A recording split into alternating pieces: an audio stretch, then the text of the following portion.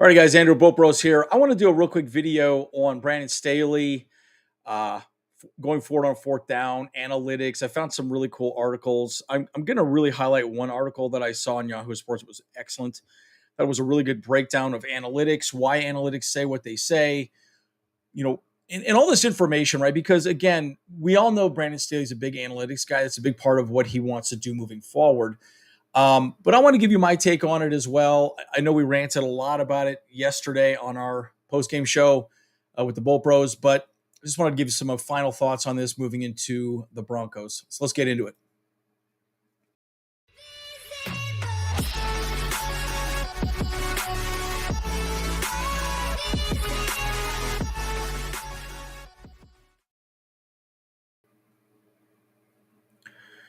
All right, guys. Andrew Bolt Bros here again. We talked a lot about this. Keenan Allen disapproving of Brandon Staley's late fourth down gamble. This is a great article because it breaks down the analytics. Now, let's just take you back to the game, right? So it was 4th and 2. And I'll be honest with you, I still think we should have punted. Now, the analytics will basically say that it was a coin toss. It was ultimately a coin toss. And I know where Brandon Staley's mind is probably, hey, look, if it's a coin toss, I'd rather just in with the ball in our hands, right? And that's what he wanted, right? You got Justin Herbert, you got Mike Williams. There was a favorable matchup, guys. By the way, too, the thing that I've learned a lot more about analytics, I've been reading a lot more articles about it, trying to find as much information about how analytics work specifically, is again they're punching in numbers, determining the best possible play for that exact moment, right? 4th and 2, what's the best play? Well, they were up against a new corner, a rookie, Martin Emerson, and Travarius Ward was out, if you recall. So the interesting thing about that is it puts us in a position now where Martin Emerson is going up against Mike Williams. Well, that's very favorable for us moving forward, right? He's definitely not, the best option, for covering Mike Williams. He's a rookie, right? So I guarantee Brandon says, hey, look, the slant's going to be there. No way this rookie gets you. And let's go for it, right? And again, finishing with the ball in your hands is a really nice mental win. And I think that's really where Brandon Staley wanted to go with this. But my argument is that's an unnecessary risk, right? Like, do we really need to do that? And I think the answer is no, we don't, right? We don't need to make that risk. So this is a great little breakdown of pretty much everything that I saw that really interested me. In fact, if I would have written an article, this is exactly the article I would have written. I mean, it was just amazing in my opinion. So breaks down a little bit about where we were at. Obviously, they're up against Martin Emerson. Look, at the end of the day, what are we doing? And that's Keenan Allen. Now, my brother Kyle was not really happy that he did that. I'm actually okay that Keenan Allen's doing this because I do want I want Brandon Staley to understand the conversation that, look, there's other ways of doing this right now. The typical, prototypical, the Bill Belichick type of approach would have been punt, get the ball out of the, 50 yards downfield. No way Brissett brings it back. And that's exactly what I think. I was kind of shocked that they went for it, but they knew they had a play drawn up that could make that 2 yards. Not a problem. And, but again, when you go back to what Brandon Staley said at the end of his press conference, he said a couple things like, look, our defense was playing great. We could stop them. Well, all they needed was a field goal, and they were already in field goal range. I mean, they only needed 10 yards. They got those 10 yards, 52-yard field goal missed, 54-yard field goal missed. So the argument is why put yourself in that position? Well, let's go through the analytics. I think the analytics is pretty interesting here. And again, the one thing I will say, and you're seeing a lot of head coaches. I saw Good Morning Football talk about this morning. I saw a number of announcers talk about it last night after the game. These coaches are bombarded with so much analytical information. It's just constant. Okay, 80% chance, halfback dive right. 80% chance, halfback dive left. Slant to Mike Williams. Guys, we are seeing the NFL completely change before our eyes because of analytics. Baseball's had this forever, right? Guy can't hit a curveball, up and in, down and away. Can't hit a slider, can't hit this, fastball up. That's what he chases. Those are all the analytics that baseball's had forever using. Now, we're finally seeing the NFL really use a lot of analytics to really sort of determine where things are going. So again, it's very interesting to see how the game is evolving, and Brandon Staley is really the one leading that charge. Again, agree or disagree with the way he called that game, especially that 4th and 2. It's pretty interesting. Now, I did want to highlight what Myles Garrett said here, which is great. I actually had the tweet. I was going to just show the screen here, but this actually has it. It says, so Myles Garrett said he found it disrespectful. And I started thinking about that for a second. I'm like, why would he find that disrespectful? To me, if nothing else, he's allowing you to stop them, right? Hey, stop us. But this is interesting. I expect him to go for it, but it's still disrespectful to us. I know he has an offense that was doing very well the whole day and expects him to go for first down. But to us, that's telling us that he can take advantage of us, and we don't take that very kindly. Well, at the end of the day, they stopped us. So I don't know what he's complaining about.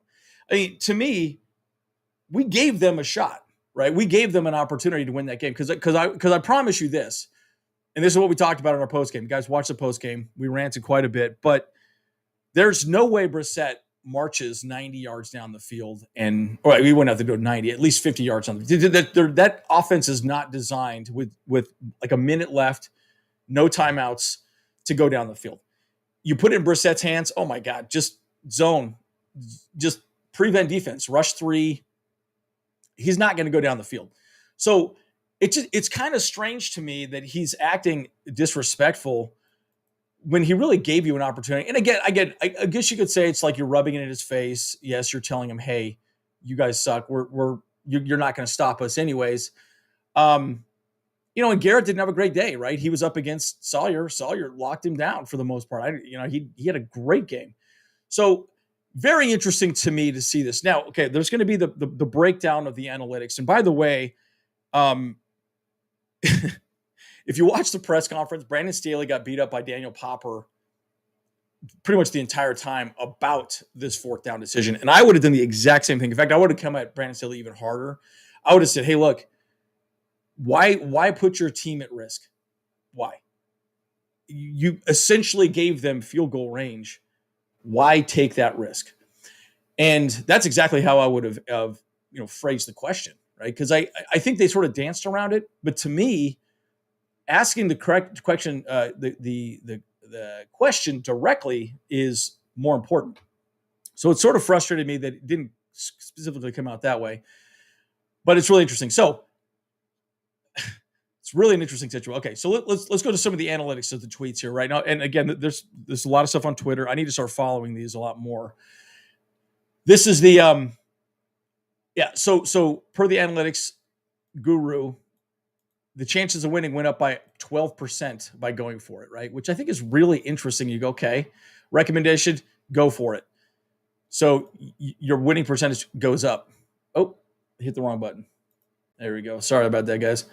But at the end of the day, it's one of those interesting situations where, okay, Emerson shut him down. The rookie did his job, but the 88% win percentage, but the punt was a little bit less, right? So I can understand where someone like a Brandon Staley would say, okay, we should go for it. Again, you got Herbert throwing it to Williams against a rookie. That sounds pretty good, right? Now, I'll say this, guys. I promise you, all the analytics people are back there saying, okay, what is the highest percentage pass we can make?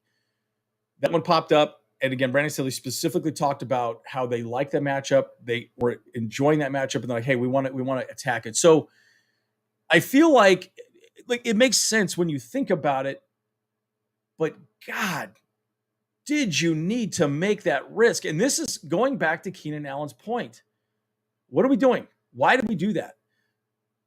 I mean, guys, he could have missed or made the field goal. I mean, he had enough leg. He just was wide right? So, it's a scary thing to think about. Now, this is interesting. So Next Gen Stats calculated punting was the optimal play, right? So basically it was a coin toss, right? So all the analytics people essentially, and again, this is just stuff on Twitter, right? But I promise you, our analytics booth, there's 8 or 9 guys up there just crunching numbers and typing in different algorithms and so on and so forth, and getting some analytics numbers, right? So again, the recommendation was basically a coin toss in this one, right? So you know, and again, how are these calculations figured out, right? Maybe Staley has his own way of looking at things, And in that moment, Staley was very dead set on just making sure we had the ball in hand, and the game that way.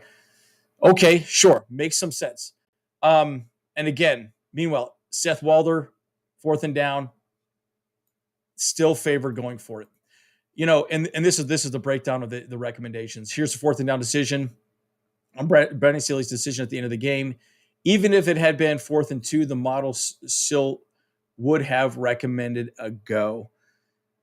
Gosh, and it's so funny to think about this, right? Because, you think about, okay, a punt. Well, what if you fumble it? What if something happens, bad snap? I mean, I don't foresee that happening. J.K. Scott's been absolutely amazing. But boy, you dial up a play. It's just interesting. So where does this leave us with Brandon Staley, right? Um, Again, taking everything into account, analytics leans strongly in favor of Staley's decision to go for it, even if Allen doesn't like it. And I'm going to add myself to that. I don't like it. Personally, I really feel like we should not have gone for it at that moment. I just don't believe that we needed to go that route and take a necessary risk. It was one of those situations where I sit back and ask myself, why? I still don't really know, right? I feel like we won the game, right? But I still don't feel good about it. So again, I'm going to do a lot more work on this. I want to continue learning more about this for myself, my own personal edification, and understanding a little more about the analytics side of things. And again, we're seeing it change the game itself, right? It's completely changing football at this point. So what do you guys think? What are your thoughts on Brandon Staley and his general risk taking, right? I mean, obviously this article states that the analytics will say go for it, right? Even though Alan and myself disagree. What do you guys think? I'd love to have a conversation with you. And obviously, guys, we got the Broncos. We're gonna meet, James and I are gonna be at the game. Love to see you guys at the tailgate. As always, guys, I'm Andrew Bopros. See you guys in the next one.